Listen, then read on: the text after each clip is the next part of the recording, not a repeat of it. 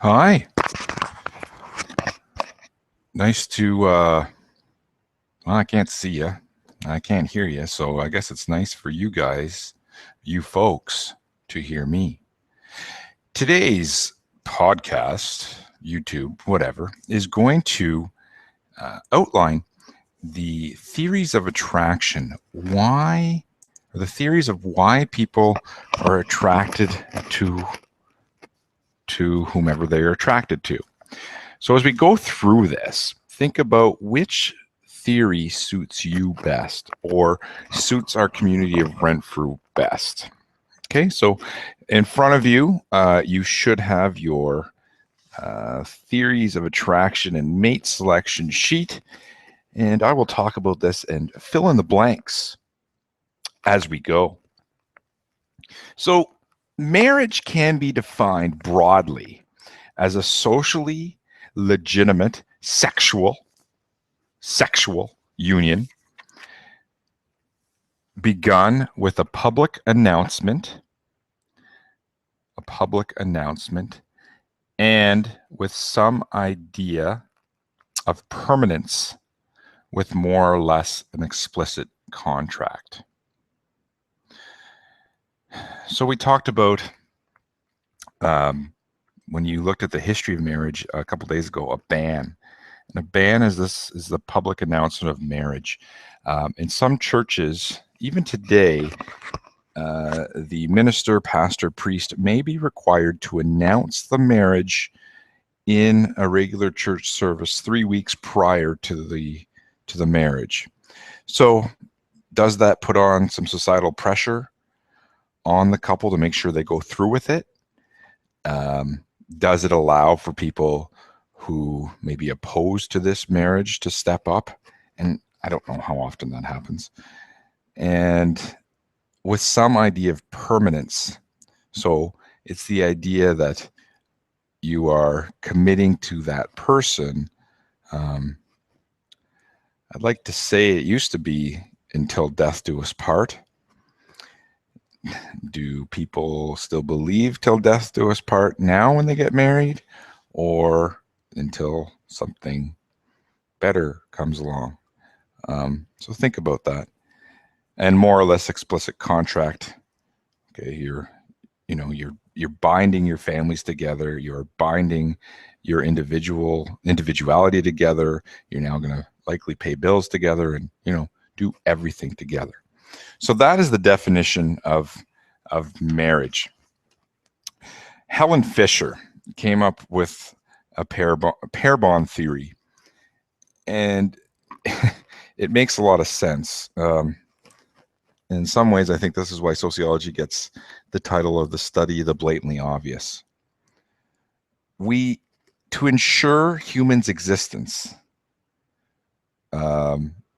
is by reproducing and then protecting children. You'll notice for the word then, I gave the first 3 letters. That was really nice or furta of me. To ensure human existence is by reproducing and protecting children. Because of this, there is a biological urge to produce children. If we didn't have a biological urge, a sexual desire to produce children, then our human existence would die. So that's why attraction happens. That's why people have sexual desires, because at the root, it's to reproduce ourselves and so on. Now, I guess there is a small percentage of the population that is asexual, that is not attracted to anything or anyone per se, but I think that's a really low percentage. Yeah, okay. Now, marriage is, that blank doesn't make sense. Anyways, so to ensure human existence is by reproducing and then protecting children. Therefore, there is a biological urge to produce children. Why I put a blank for therefore, that is really weak. or as Billy would say, that's a clown show. Okay. So marriage is a social institution. It serves the functional needs of sexual reproduction. So, yeah. It provides division of children. Nope.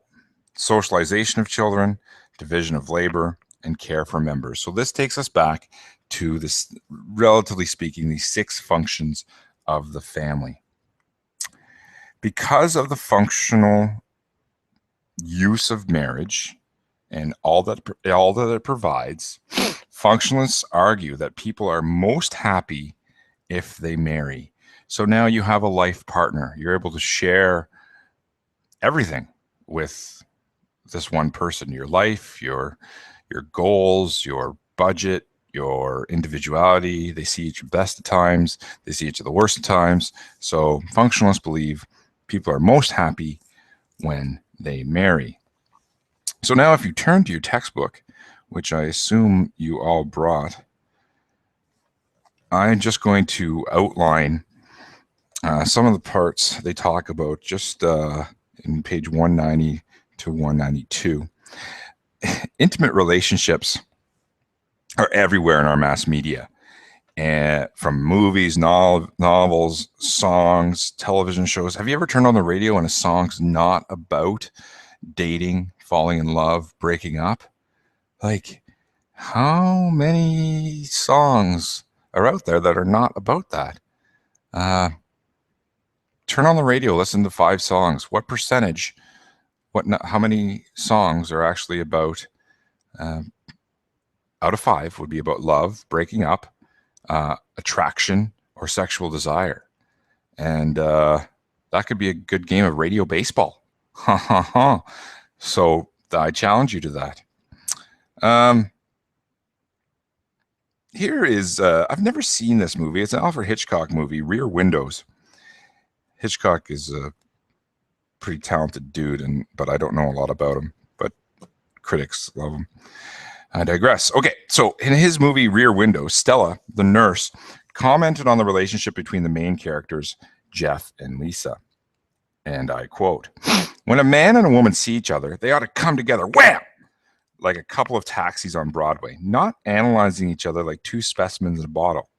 Once it was see somebody, get excited, get married. Now it's read a lot of books, fence with a lot of 4-syllable words, psychoanalyze each other until you can't tell the difference between a petting party and a civil service exam." End quote. The decisions that Jeff and Lisa are having difficulty making about the relationship reflect the challenges that men and women in Canada today. We have a diversity of roles that we must all play. So, in my instance, I'm a son, brother, coach, teacher, internet personality, I think. So I have to look at, did I want to bring someone else into that fold? And the answer was yes. But people have to decide, do you want to marry? Do you want to share your life with someone? Should you marry? Do you want to marry? When do you want to get married? What form of relationship is going to best suit your needs? Is it going to be a traditional relationship? Is it going to follow social norms? Maybe you're going to go common law. Maybe it's a same-sex marriage. There are a bunch of decisions to be made that maybe previous generations, they didn't have those opportunities or those obstacles or those challenges. Marriage is assumed to be, before I get to that, and is it possible to maintain your individuality, or do you lose a sense of your individuality when you get married? So you're 100% and your partner's 100%. When you come together, does it equal 200%, or does it equal 100%, meaning you lose, it's just 50-50, and you lose, each partner loses half of themselves? I know that's not great math, and I'll try to explain it a little bit better in person with a little bit of a dance move. But do you lose part of yourself when you marry, or do you gain part of yourself? That's deep. Now, marriage is assumed to be binding and an enduring relationship between a man and a woman. Okay. Now that has changed, but this is not the case for many people. Some sociologists estimate that only about 10% of modern day marriages are truly monogamous relationships in which one man marries one woman for a lifelong relationship.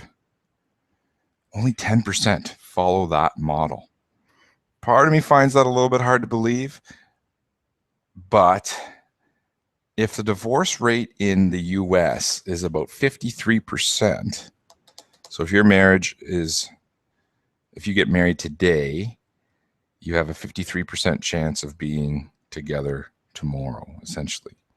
Now in Canada, our marriage success rate is a little bit higher.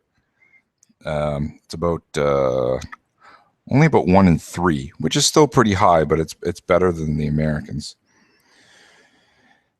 And then in that relationship, again, heterosexual relationship, I don't know how many homosexual or same-sex marriages we actually have in Canada, but within a given relationship, how many are truly monogamous? How much infidelity is there? How much cheating is there? And we'll talk about that at the end of the unit, because that is a very difficult thing to actually research. Who's going to admit to infidelity or cheating?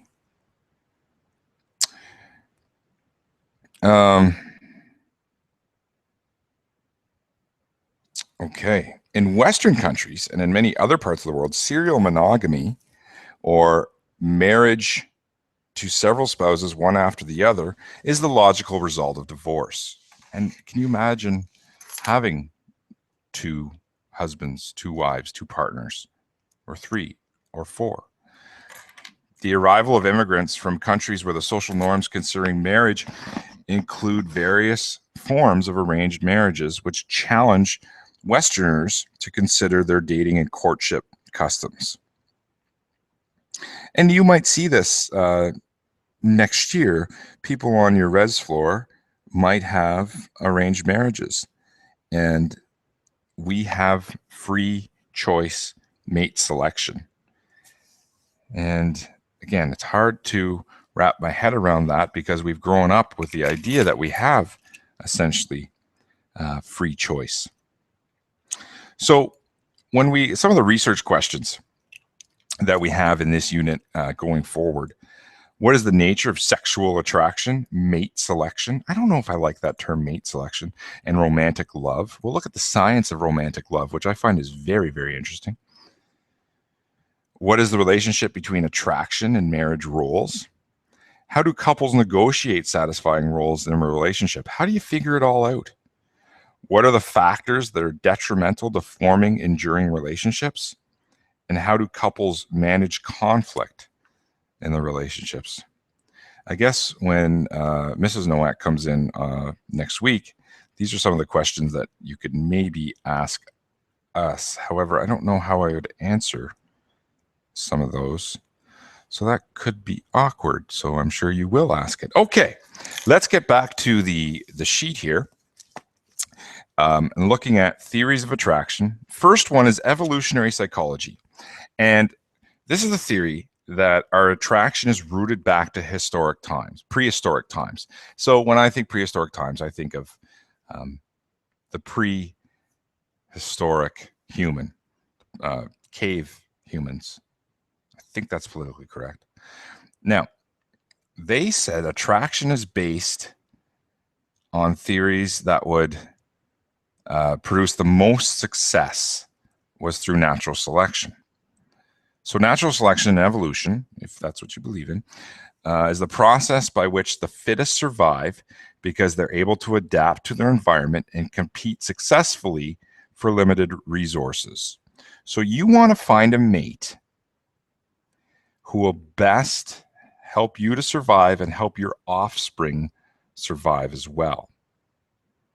On a side note, these theories were probably set up, or were sort of set up for heterosexual relationships. I'm not sure how they would work for same-sex attraction. I think some of them might work.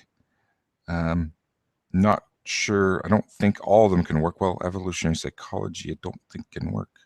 Okay, so with this, women are looking, according to this theory, women prefer to mate with men who would be good fathers and providers. So what is some of the stereotypical traits of a man who could be a good provider and a good protector? Well, broad shoulders, big biceps, barreled chest, muscular. So, and often older, so that, you know, they're more stable. They're built, and they can take care of the female and of the family. Now, as things have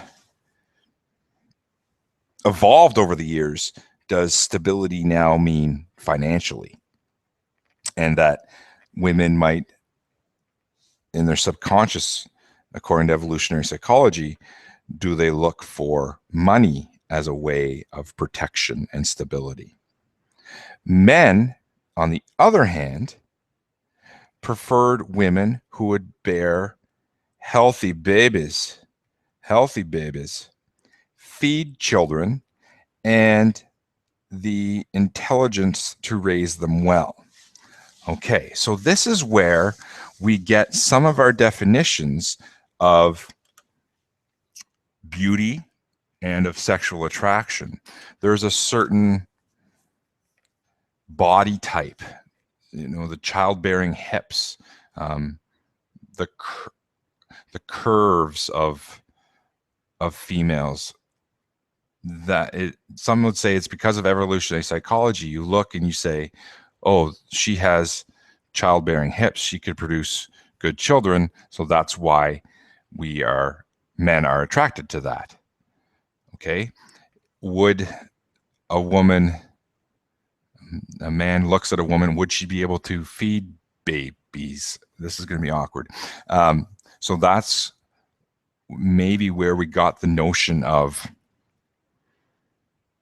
men being attracted to a certain chest size or whatnot. So they say, and we don't think, you know, if women are sitting on a bench and a man goes by, you don't say, wow, he could really protect me and my kids. Or the opposite, if men are sitting on a bench and a woman walks by and say, wow, she could really produce children, she looks fertile, and she could really feed my babies. That's a little weird, but it's subconsciously we think that, and that has dictated our version of attraction. So they say that attraction is based on who can help me develop and raise the most successful children. So women tend to marry up in age, while men are attracted to the physically appealing. Okay, those notions of beauty, or of sex appeal, I guess, that would help produce baby. This is awkward. Okay. Anyways, in anthropology, women are attracted to good providers, and men are attracted to women who appear to be fertile. And that idea of fertility is often found in younger women. And we'll talk about this in the feminist and conflict theory, but the average age gap, again, I've talked about this numerous times, is 3.5 years difference, that the man is 3.5 years older than the woman. In Canada, we have the smallest age gap between husband and wife, and it's only 2 years. But globally, it's 3.5. So social homogamy, and again, you look at the root of homogamy, homo means the same. Okay, homosexual, homozygous mixture, homogamy means the same. So people are attracted to people from a similar social background. Often, this would be the opposite.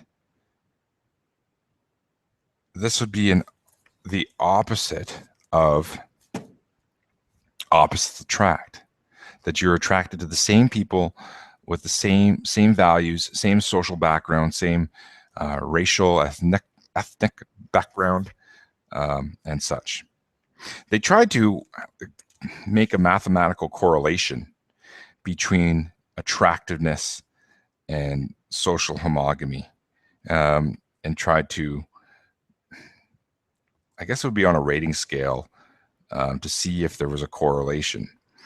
I don't know how successful they were at that, but they did seem to find a correlation between some physical aspects, that the ratio of like fingers to hands, space between their eyes, length of nose, all of those things were similar between spouses, between partners. So this theory supports the idea when you go to the city and you see two people and you wonder, oh, brother and sister? Are they dating? So sometimes we are attracted to people who kind of look like us in terms of, well, because our facial features are similar and such. So it's very much like Narcissus from Greek mythology, who fell in love with the image of himself. But again, it doesn't have to be that necessarily that weird. Okay, but it can be just you're attracted to people from similar social backgrounds, not necessarily physical traits. Now, Canada's diversity might actually contradict this theory, because we are essentially all brought up or socialized the same way. So they would say there's not a lot of difference amongst us, that we all value certain things like democracy. I can't think of another example, like free choice mate selection. Ideal mate theory. Now, it's a contemporary image that says that relationship is based on love. And they explain, and this is based on a symbolic interactionalist perspective.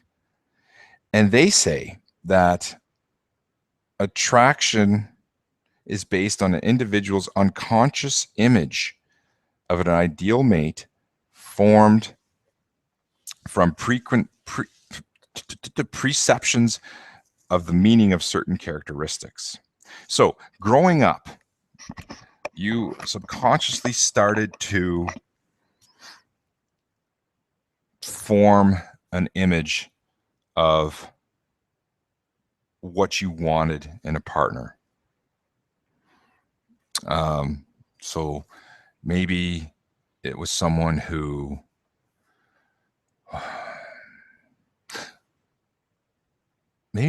looked like a Ken doll, but who got his hands dirty at his job, but wrote poetry. Or from the other perspective, maybe it was someone who was,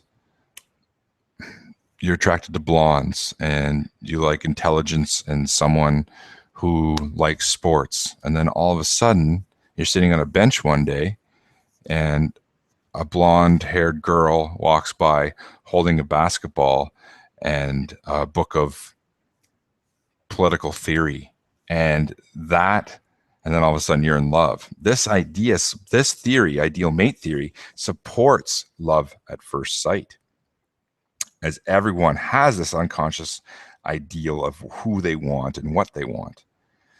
Now, this ideal is formed from pleasant experiences as a child. So subconsciously, as you're growing up and you're interacting with your parents, and maybe watching how your parents interacted or didn't interact, this is setting the stage for what you want in your mate. So this supports the idea of when women marry men who are much like their father, or men marry women who are much like their mother, which then speaks to the Oedipus complex from Greek mythology that suggests that every man is jealous of their father and wants to sleep with their mother, which is just weird. But knowing what the Oedipus complex or Oedipus complex, I think, is something that you need to know going forward at the next level. So that's ideal mate. Social exchange is based on reality rather than fantasy. And it explains that, that everyone finds a mate in society because individuals are attracted to different people. Like, can you imagine if like everyone was attracted to people like Matthew McConaughey or Bradley Cooper? Like, what would a large, sweaty man do? There'd be no one attracted to him, and he'd be lonely. We want different things. We are attracted to different people. And they also we assess what we have to offer and look for someone who would be attracted to these resources. And then we fall in love with someone who's equally appealing. So this theory wouldn't support kind of like the Beauty and the Beast, which some people compare. I'm the Beast and my wife's the Beauty. You often see people of the similar, if you were to rate a scale of attraction, you're going to see two people who are relatively the same level of attractiveness. You're not going to see like a Jennifer Aniston with someone who's completely hideous. You're not going to see Bradley Cooper with someone who is completely hideous. And you look, the social exchange would say you look for someone who maybe complements the traits that you have. So I'm pretty stressed out. Do I want someone who's calm and rational to kind of help balance that? I'm introverted. Do I want someone who's extroverted and social to kind of bring me out of my shell? Developmental perspective. Individuals are not able to relate to someone else without first understanding who they are and what their roles in life are. Okay? You have to understand what you can offer and what you want in return. The challenge of intimate relationships is gaining intimacy without losing identity. So it's kind of like back to the start of this podcast where I said, you got two individuals 100%. When you come together, do you make 200%? Or when you come together, do you lose 50% of each partner to create 100%? And this also talks like Erikson, and I gave the examples of people in this room. Men need to, according to Erikson, form their identity before they can commit to intimacy. Opposite way, according to Erikson, women form their identity through intimacy, through dating, and through being around people. Conflict in feminist theory, as I've talked about, the average age difference in the world is 3.5 years. Okay, so the men being 3.5 years older than the woman. Canada is only 2 years, and this is the lowest in the world.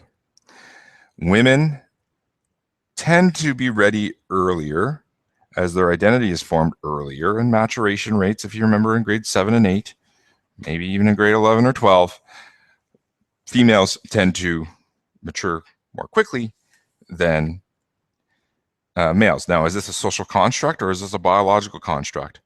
Women leave the house earlier. Is that because they've been socialized to leave the house earlier because they've learned all the tasks needed to be independent? And this also relates back to evolution and the evolutionary psychology, where the idea of youth or younger women produces this idea of fertility. So men want younger women because they have a better chance of producing children.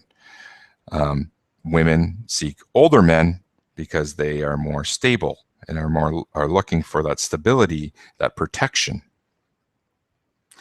And of course, at what age do men become less stable?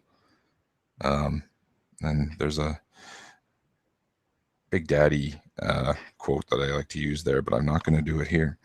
And again, younger women are more sexually desirable because of this fertility idea.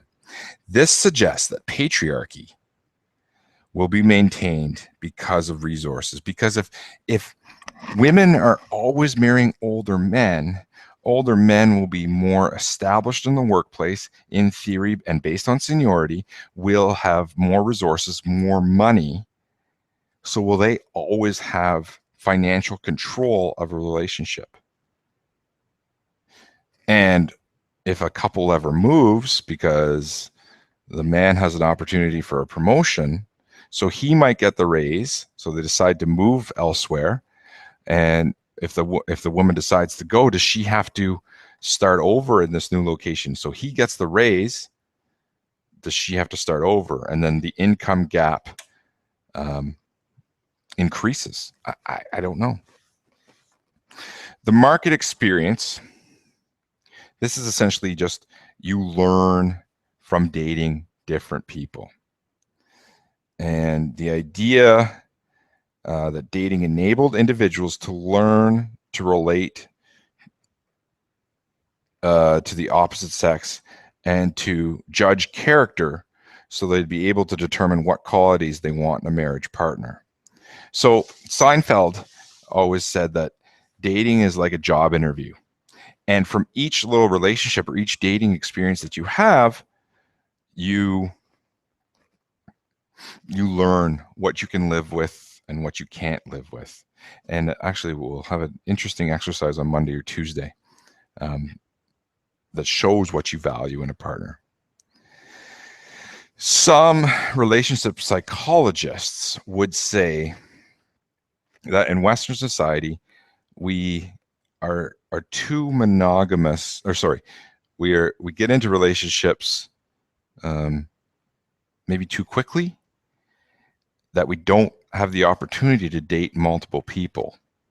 And this means dating. This doesn't mean having sexual relations with multiple people, but do you have the opportunity to just date and not get into a relationship, but to date multiple people? Seems like they can do it in the city on sitcoms, but do you know many people that go on dates with different people without a really firm commitment?